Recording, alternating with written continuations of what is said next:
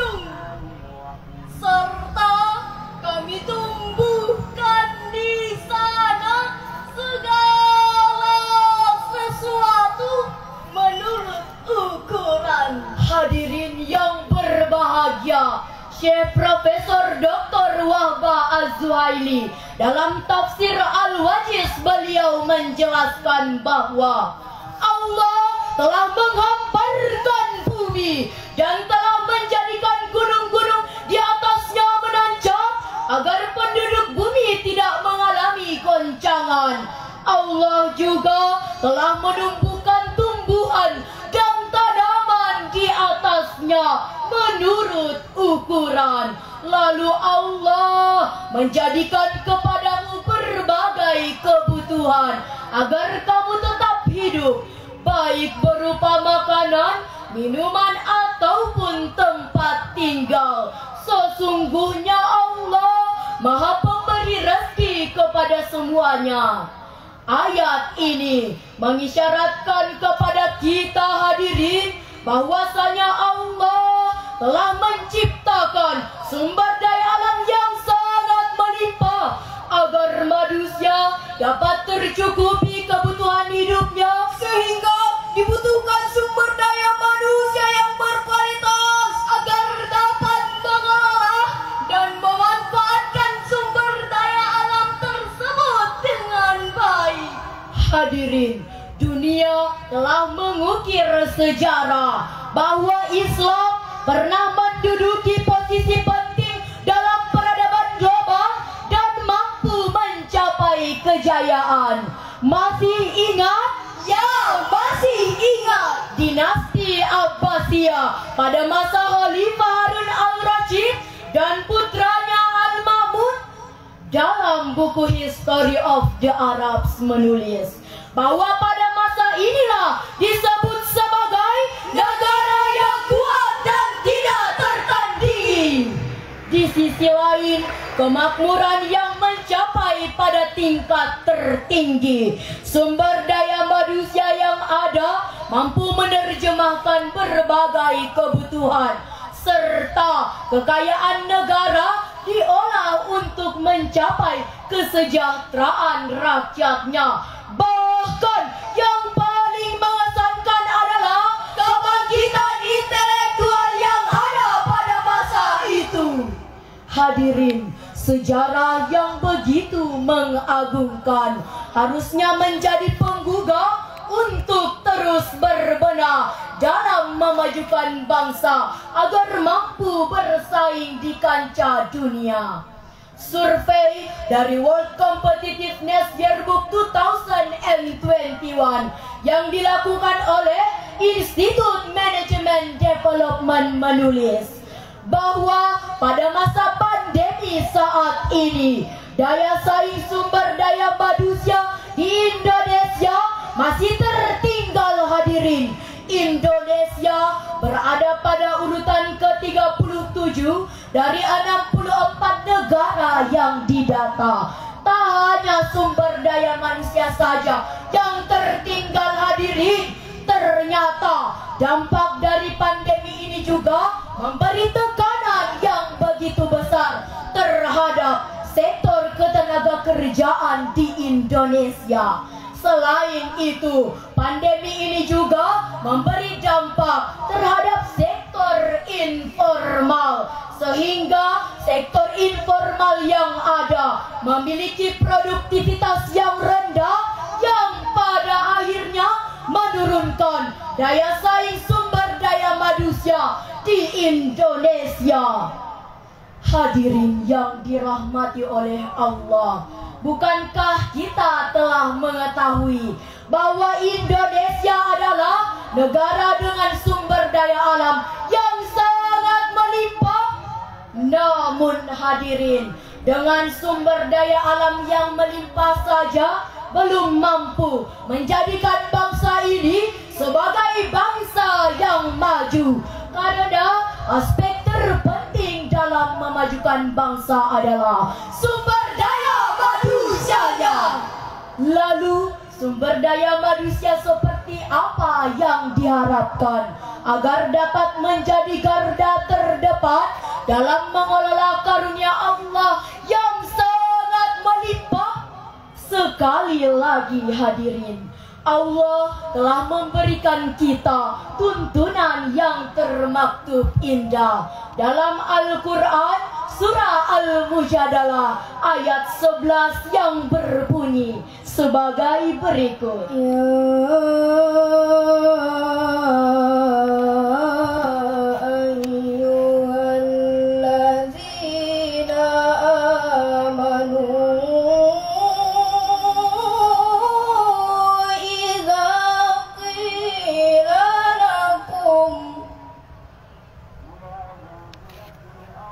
إذا قيل لكم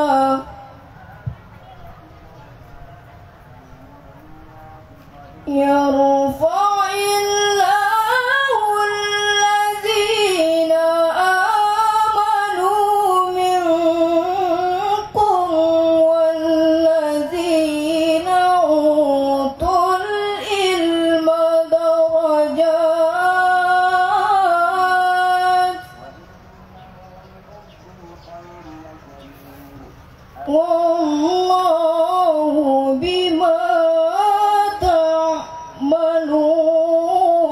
khabir.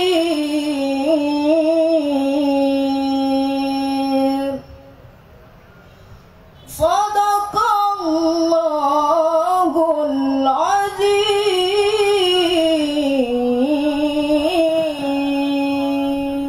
Wahai orang-orang yang beriman, apabila dikatakan kepada kamu, berlapang-lapanglah dalam majelis, maka lapangkanlah. Niscaya Allah akan memberi kelapangan untukmu. Dan apabila dikatakan kepada kamu, berdirilah kamu, maka berdirilah. Niscaya Allah akan meninggikan derajat orang-orang yang beriman di antaramu. Dan orang-orang yang diberi ilmu pengetahuan beberapa derajat. Dan Allah Maha mengetahui apa yang kamu kerjakan. Maha benar Allah. Lagi dua. Setelah ini selesai. Segala firman-Nya. Hadirin yang berbahagia, Syekh Abdurrahman bin Nasir dalam tafsirnya As-Sadi menjelaskan bahwa Allah akan mengangkat derajat orang-orang yang berilmu dan beriman berdasarkan ilmu dan keimanan yang Allah berikan kepada mereka.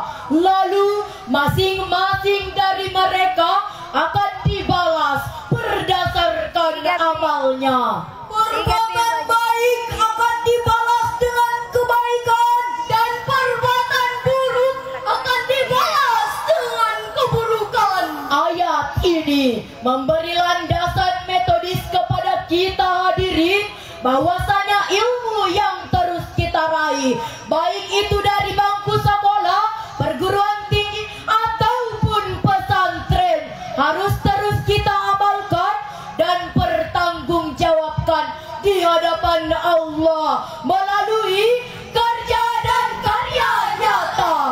Oleh karena itu, ada beberapa solusi yang dapat kita terapkan agar dapat menjadi sumber daya manusia yang berkualitas. Yang pertama, meningkatkan etos kerja di kalangan masyarakat, karena dengan etos kerja yang tinggi akan mampu melahirkan manusia-manusia hebat yang dapat merubah dunia. Kemudian muncullah karya-karya produktif sehingga suatu bangsa dapat menguasai peradaban dunia. Yang kedua, peningkatan ilmu pengetahuan berbasis keimanan. Manusia beriman tetapi tidak memiliki ilmu yang akan menjadi lawan dan mudah diperdaya. Sebaliknya, manusia berilmu tetapi tidak memiliki iman yang akan menjadi buas, ganas, bahkan lebih ganas dari binatang buas. Pantas Albert Einstein pernah mengatakan, "Science without religion is blind, religion without science is lame." Ilmu pengetahuan tanpa agama adalah buta, dan agama tanpa ilmu pengetahuan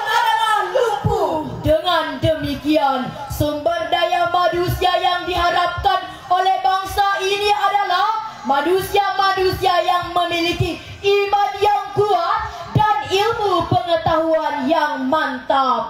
Oleh karena itu, kita tidak hanya dituntut untuk mencetak sarjana-sarjana pintar, teknokrat-teknokrat berlian, politikus-politikus cerdas, tetapi juga dituntut untuk mencetak orang-orang benar, pribadi-pribadi beriman, serta individu yang berakhlak mulia.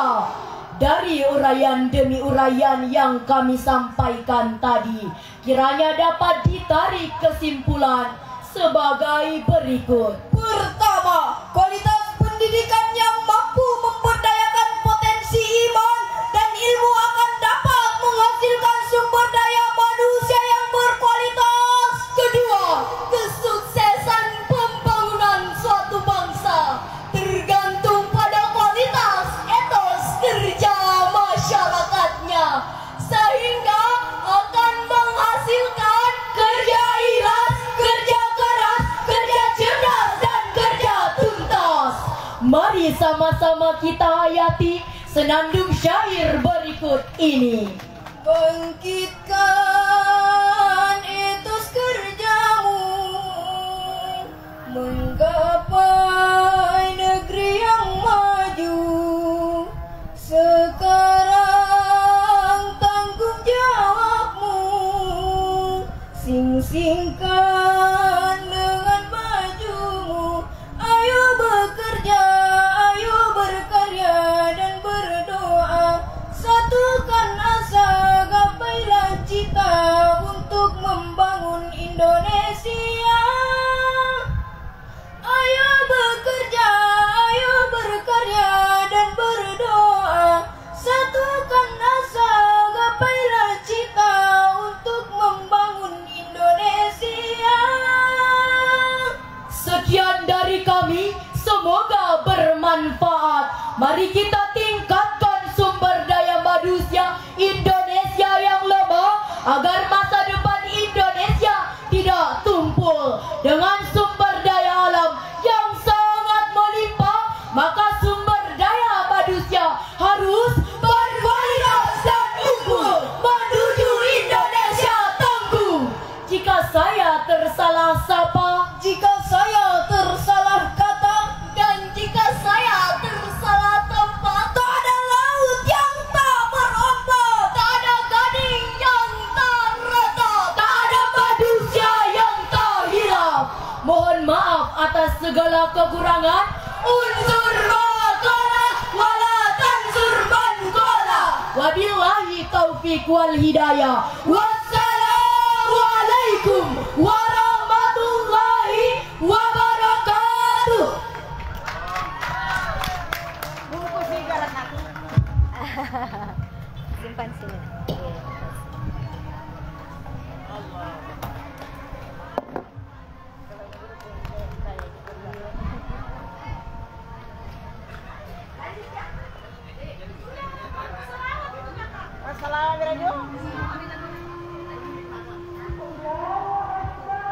Jadi kami sampaikan, insya Allah karena sudah azan zuhur, kita lanjut setelah sholat.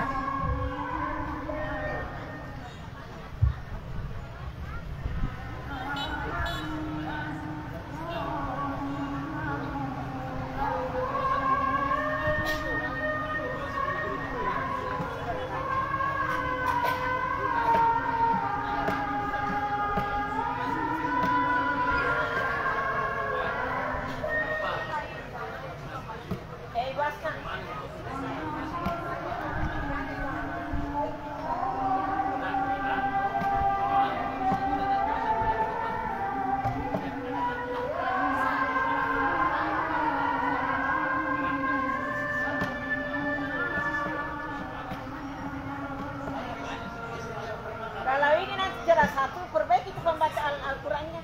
Masih banyak. Haknya yang lepas tadi. Itu iklannya di dalam. Jadi kalau ini ada bukan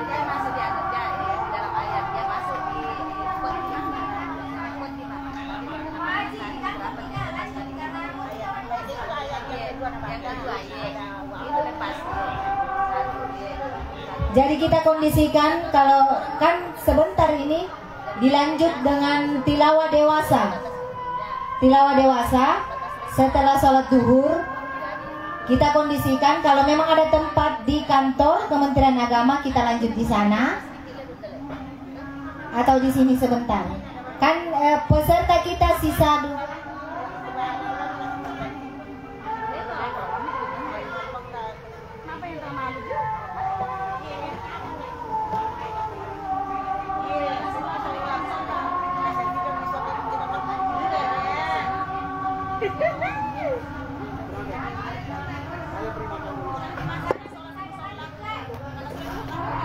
Siapa HP ini? kita lanjut di kantor Kementerian Agama karena peserta sisa 2. 3 ya? 3, lagi 3.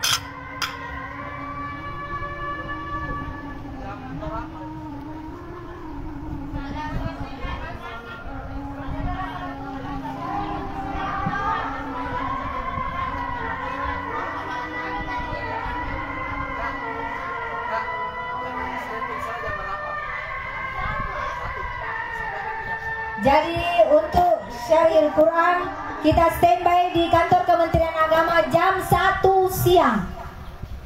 Jam 1 siang.